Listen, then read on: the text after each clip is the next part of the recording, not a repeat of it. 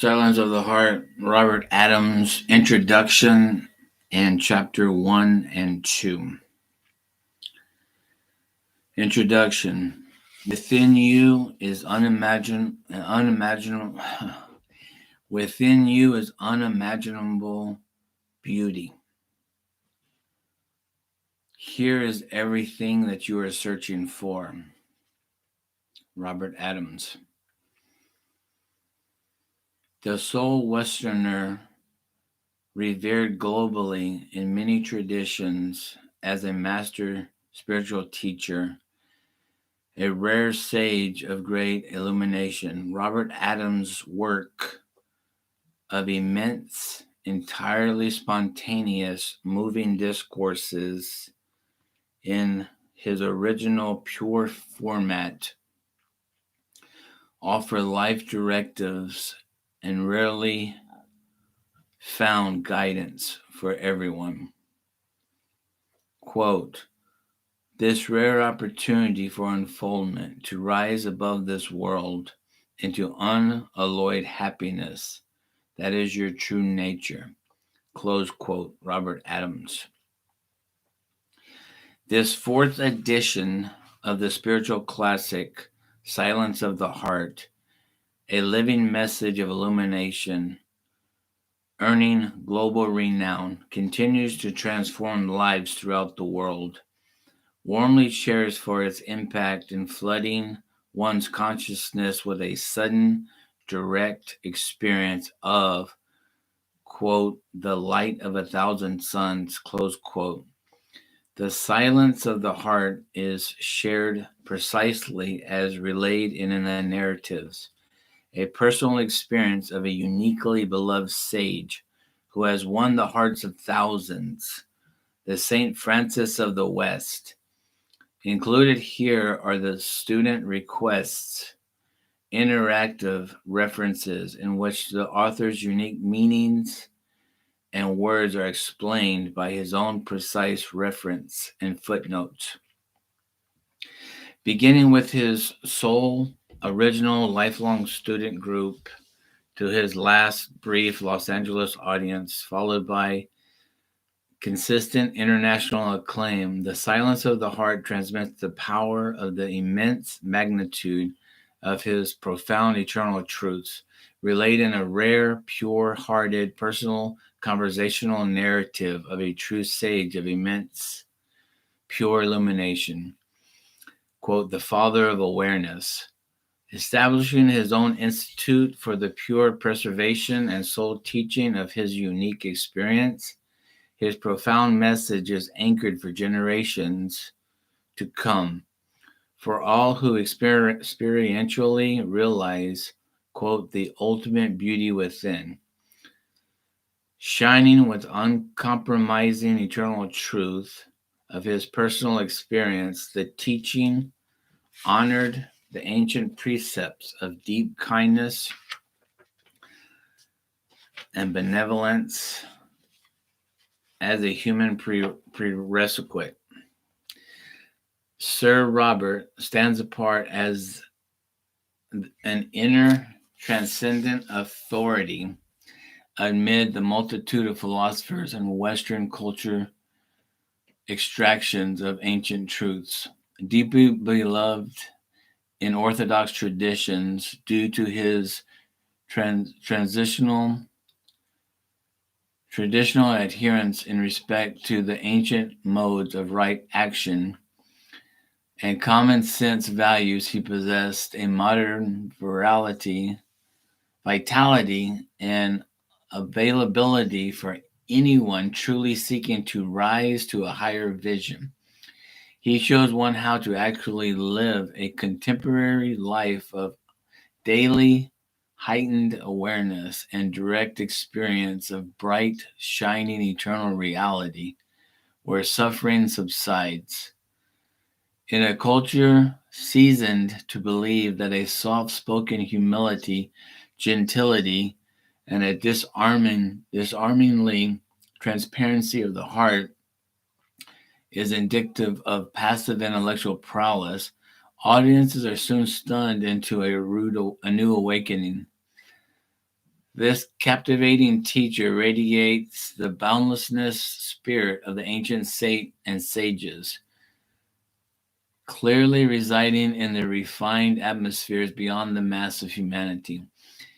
Easily and yet with great depth, he responds to the most complex questions and challenges from theologians, visiting professors, dignitaries, priests, and renowned spiritual teachers, resulting in a surprise at his gentle humbleness and complete lack of interest in proving or winning anything, rather simply welcoming them into the supernatural truth that unites rather than divides.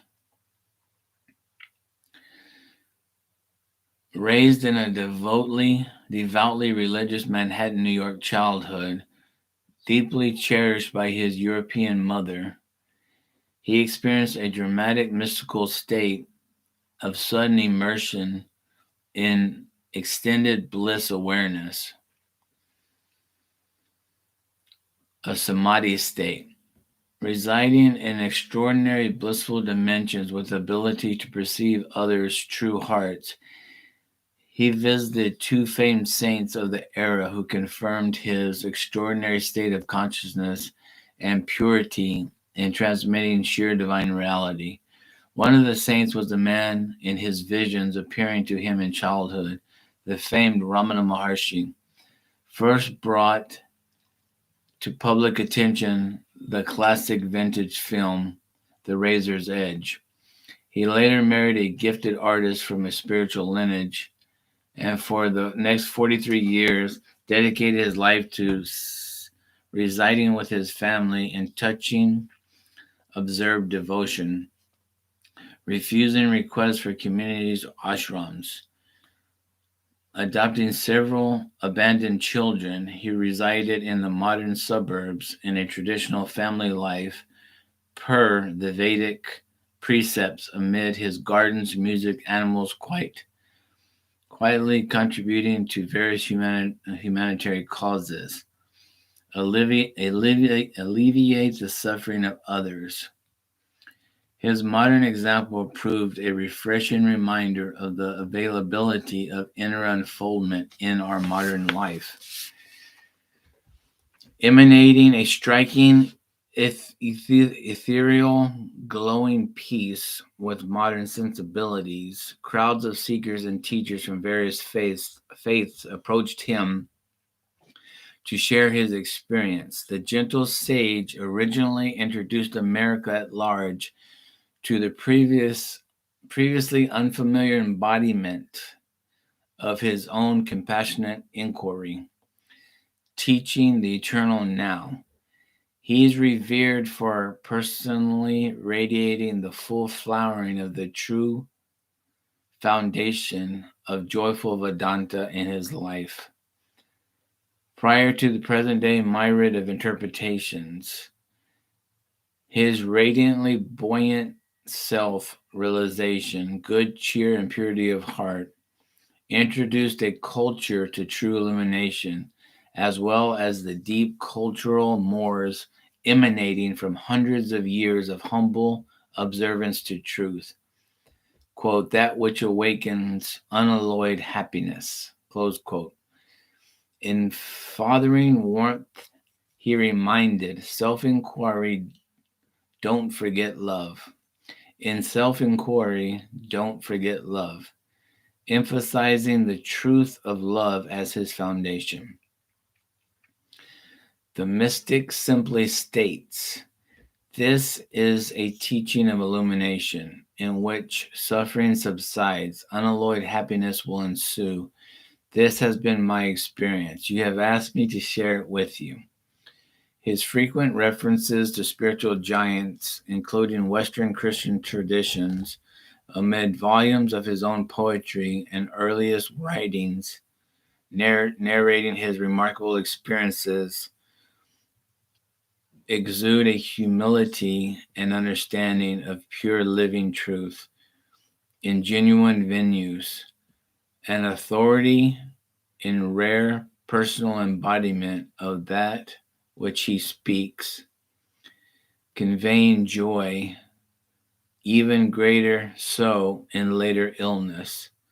This faintly remembered joy is in reality our own ever-present true self. In this book, Silence of the Heart, one is personally guided by a true sage and mystic through the blissful immersion in his own conveyed daily practices, his personal meditations, instructed selfless service to humanity, and the practice of unbroken inner inquiry transmitted in his own original gentle melodic format. This introduction to his full multi-layered teaching, continuing in sequential narratives, defines a path to a transformed life in modern times, while generally residing on an inner platform of consistent immersion in all-pervading bliss, the presence of God. This direct experience is found through a silence of the heart of God. Within this all-encompassing otherworldly peace and touching personal graciousness, many are surprised to discover this powerful sage's emphasis on the three virtues of love, compassion, and humility as keys to accelerating inner illumination, our ultimate illumination. What do you think your true nature is? He leaves no gray area in defining illumination. Quote, there is nothing but omniscient love and God. Sorry, I screwed that up. There is nothing but omniscient love, God. Within this context of silence of the heart, we not only receive crystal clear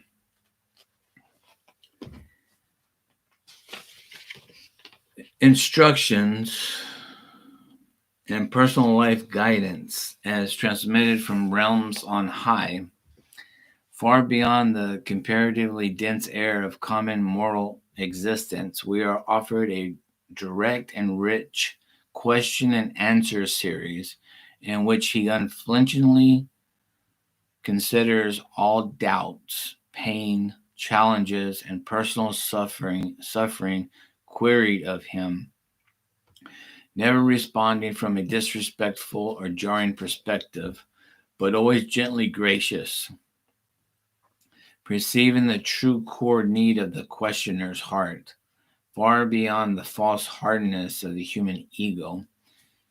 Quote, become a living embodiment of the true self, close quote. Under his direction, the petals of the flower unfold by an unseen, ineffable force, infallible force. One who has experienced truth,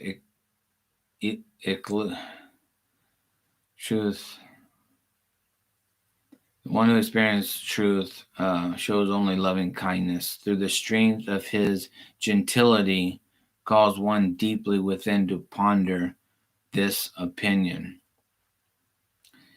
One who has experienced truth includes, God, I can't say that word.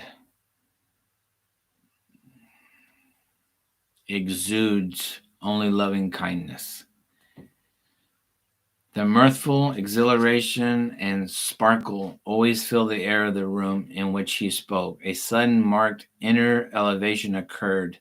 His solid conventional guidance, traditional perspective on life, children, non-harm vegetarianism, and loving kindness directly shines with a deep luminescence, exhibiting a rare understanding of our modern life of inner alienation, apart from that which is joy manifest. He reveals that it is the tenderness of the heart, the alleviation of others' suffering that solely constitutes meaningful human action in this temporal world. His directives to surrender to the heart, to God, commandingly guides one past mere head knowledge devoid of the direct experience of God, to our own personal, direct, ecstatic experience of unimaginable beauty within. Humorously and softly fun-loving, with a twinkle of his boyishness, the traditional depth of sacrifice, transcendence of the human realm, joy in the appearance of illness, and his natural nature of refined inner purity, we observe by only a few who resided with him.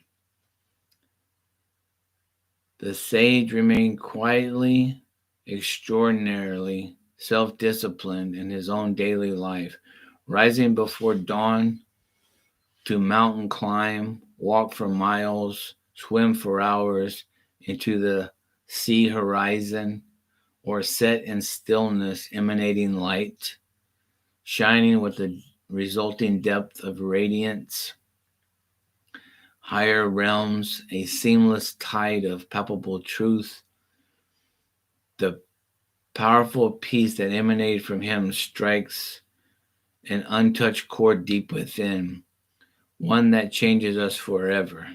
He accepts each person's true religion or personal faith as a valid path to illumination. Quote, if one surrenders all, one receives all.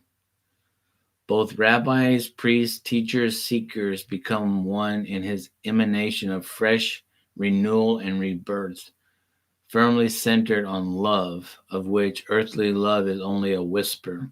Quote, never say that nothing is real. The world itself is an illusion. God, as the world, is real. Published internationally for decades, contemporary books and journals now embrace the living words of an actual true master of this path, a rare one who speaks from the sanctity of knowing. Quote, rejoice, let the true sun shine forth. Here, within this rich, complete, enjoyable conversational style format, all questions are asked, all doubts quenched, all possibilities probed from ultimate truth in a love so supreme, so clear in familiarity of that which is eternal, unchanging, all-pervading in a very real experiential reality. The happiness which is the substratum of your existence ceases to be words and becomes who we are. And suddenly we remember, as he sat surrounded by children in his white suit and his Disney cap, sometimes blowing bubbles, the truth he originally began with. Quote, the silence is happiness. They are the same.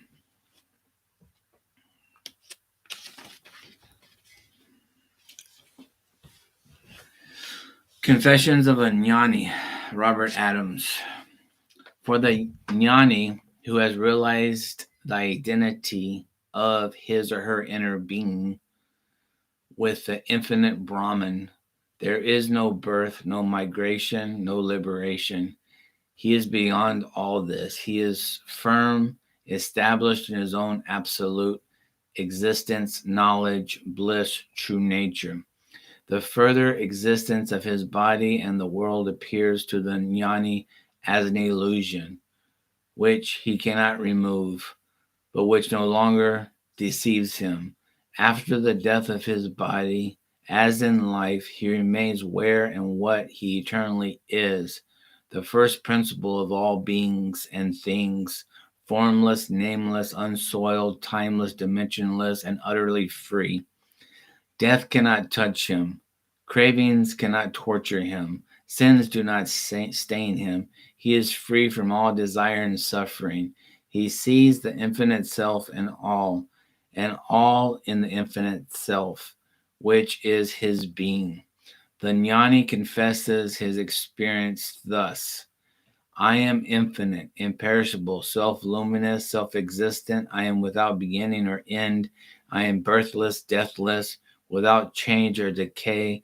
I permeate and impermeate all things, interpenetrate all things in the myriad of universes of thought and creation. I alone am. Personal narrative and student experience, a powerful modern American mystic. To our beloved Robert, who transmitted the entire teaching in his smile, there is no death, there is only omniscient love. There is no beginning, there is no end, there is only infinity. I am aware of each of you. Robert Adams. They say that I am dying, but I am not going away. Where would I go? I am here. Ramana Maharshi. Robert's presence on this earth was the greatest gift of the universe. It was silence. He was love. He was being. His simplicity and sweetness were his teaching. His vast understanding, which was all inclusive, gave him wonderful humor, sincerity, compassion. Robert was everyone's best friend. In his presence, one became like a child, like the child they could never be, even in their own childhood. Innocent, open handed, natural, and simple, nothing could remain in front of him. There was no room, no space. The fullness of his presence left no room for anything else, no mind, no past, no attachment. One was relieved of all but the here and the now. This was his grace. Looking into the endless vastness of his eyes, I said, Robert, you don't mind, do you? He said, just put nickels in my ears to keep my eyes open. What an extraordinary guy, but so extraordinary. The delight of his emptiness, emptiness of judgment or opinion. He loved unconditionally. The utter joy of his unconditional love let one completely open. One could see that any thought of feeling as coming only from one's own mind and therefore so easily dropped. We are free. We only think that we are not. Robert, I said, I am not free just because I think I am not. He replied directly, his face in front of mine, his eyes looking fully at me. Because you think. There is nothing to hide, nothing to be, to do. There is a free relationship. There is unconditional love. There is revelation. There is understanding which goes beyond understanding. He told the story of our suffering. He showed us the way out. There was nothing that he did not understand. If we remember his words, his life, his manner, his walk, his talk, his gentle hands, his humor, his vast eyes, if we remember this in our lives, we are free. And we are with him in freedom. For that is what he is freedom. No name, no form, no limitation. Know yourself and be free. Free yourself without separation.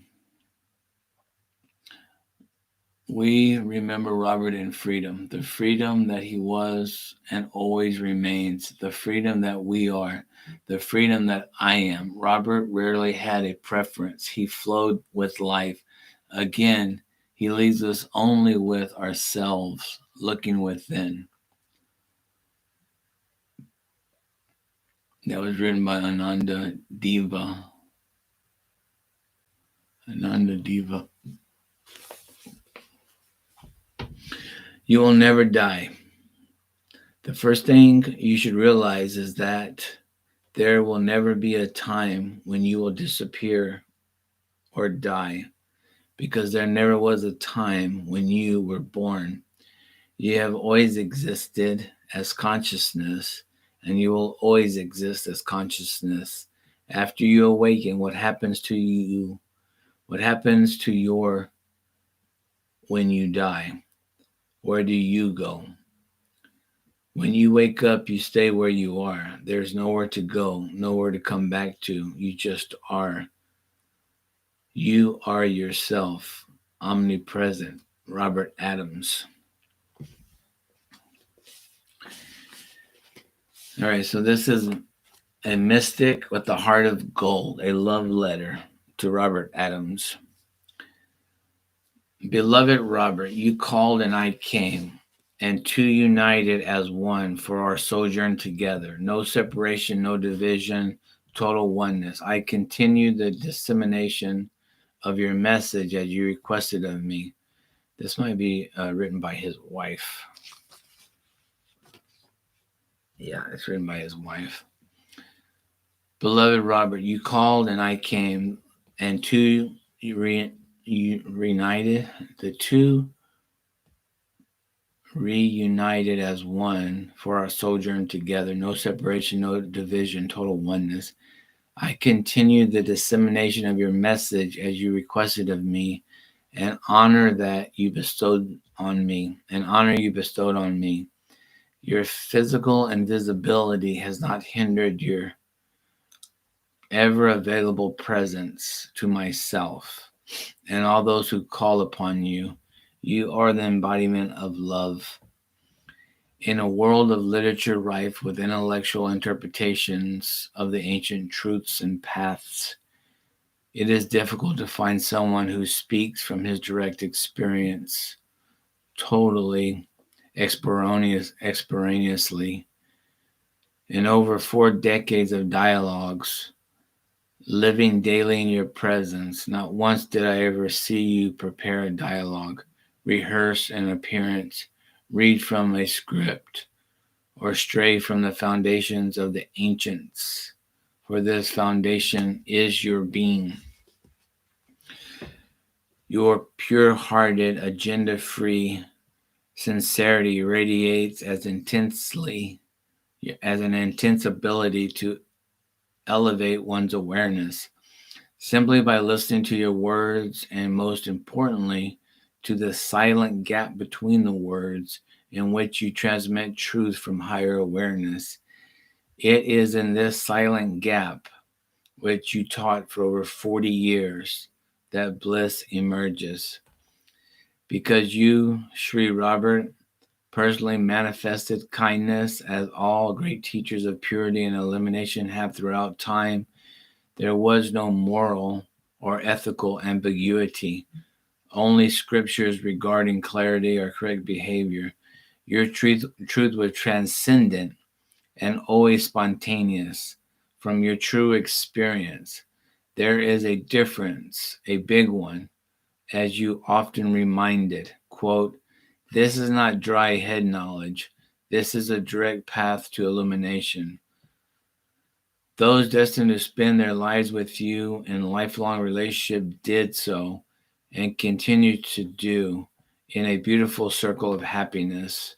You described how the circle would expand with great heart, continuing for generations to come as an embodiment of love. Your selflessness, devotion, and kindness continues to transform lives throughout the world. For as you said, quote, true love never changes. And so it is. Your wife in the love eternal. Your wife in the love eternal.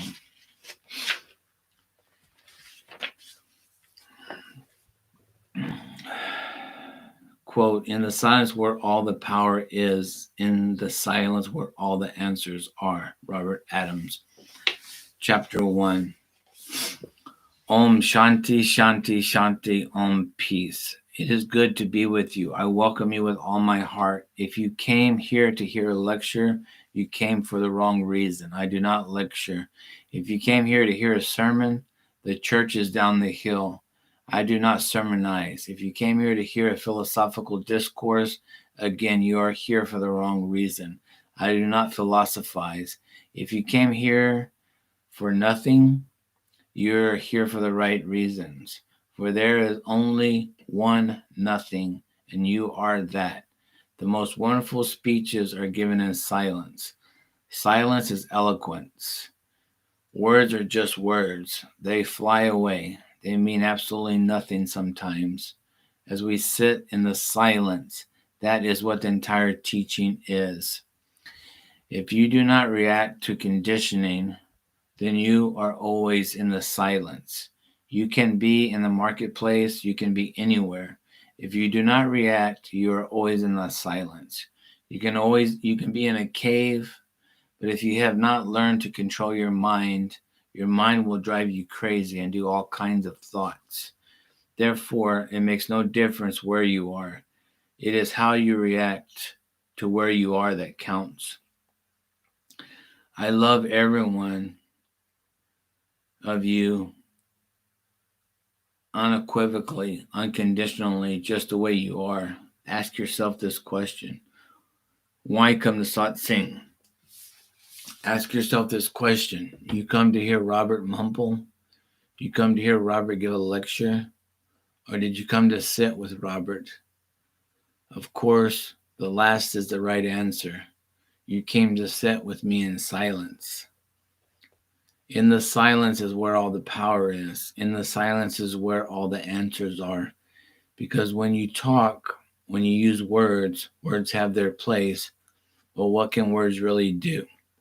Think of the billions and billions of words that have been spoken since the beginning of time. Where does it end for us, for humanity, for the world? Think of how many words you spoke since you got out of bed. Think of all the words you spoke. What have these words done for you? It is worthless. So sit in silence. Sitting in silence is magic. This is when things begin to happen, wonderful things. Peace comes to you. Happiness comes to you all by itself. Joy comes to you. When you sit in the silence, you remember who you are. We come to see we are all one self. What does this mean? It means we are not separate. We are one self. Think of that. We are all one self. Peace.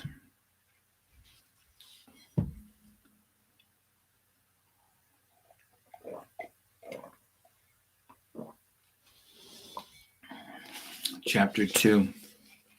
Abidance in Truth. You are not an ordinary person, or you would not be here. There is something special about you.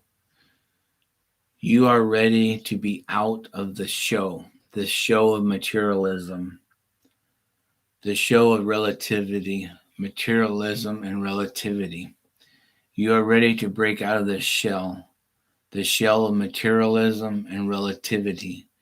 You are ready to break out of the shell, so let it happen.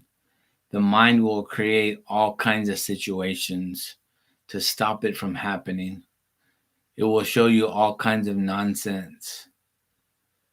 But you know now that you have the power to change things, to turn from the nonsense to reality. You can do it. Work with it. Be at peace. Let me ask you a question. What is the purpose for you coming to satsang? Why do you come here? If it is to listen to a lecture, you have come for the wrong reasons. If it is for entertainment purposes, you came for the wrong reason. If it is to compare the speaker with another speaker, you have come from the wrong reasons. There is really no reason to come to class, to satsang at all, unless you have an open heart.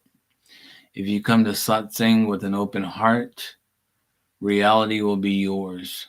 Not my reality or your reality, but reality, the reality, what people call the kingdom of heaven or the kingdom of God. Are you already that? You are already that. But you have so many concepts that cover it up. You have so many feelings and dogmas and attitudes that you cover up your godliness.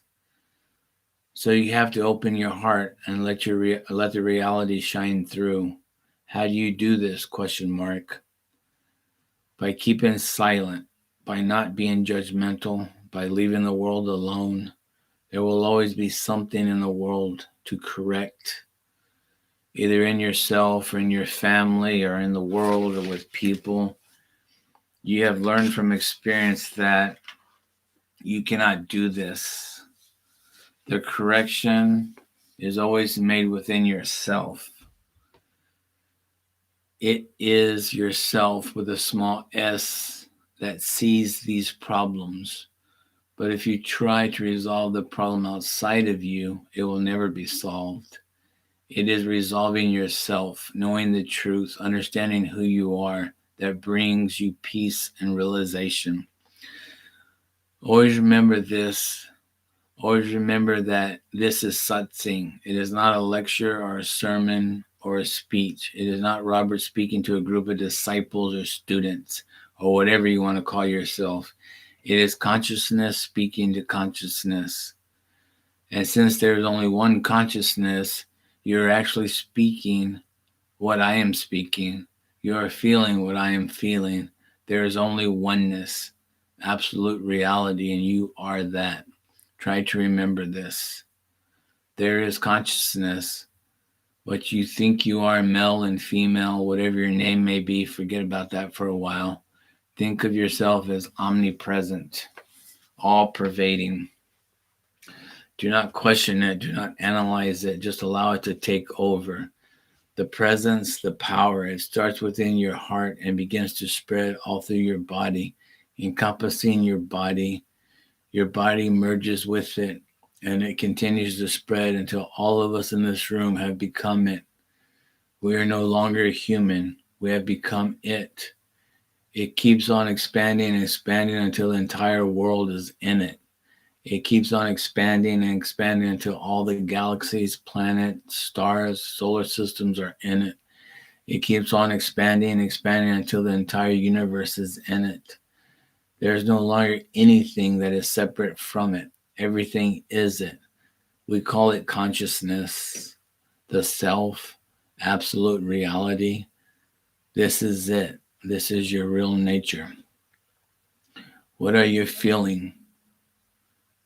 Try to let go of all your emotions, your preconceived ideas, all your dogmatic beliefs, all about your body or about others.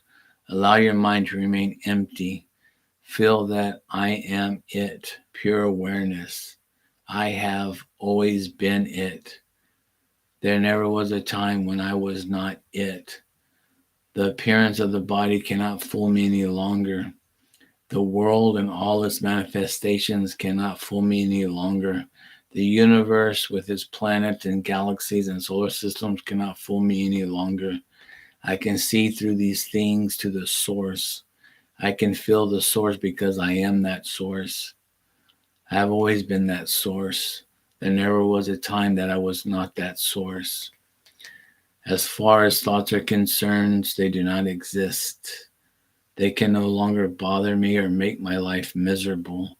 As far as others are concerned, there are no others. There is only the source. I can no longer be deceived. There is nothing that has ever transpired in my life that can hurt me. I forgive everyone and everything, especially myself. I am the power and the presence and the glory. If I am that, so is everyone else. All is well.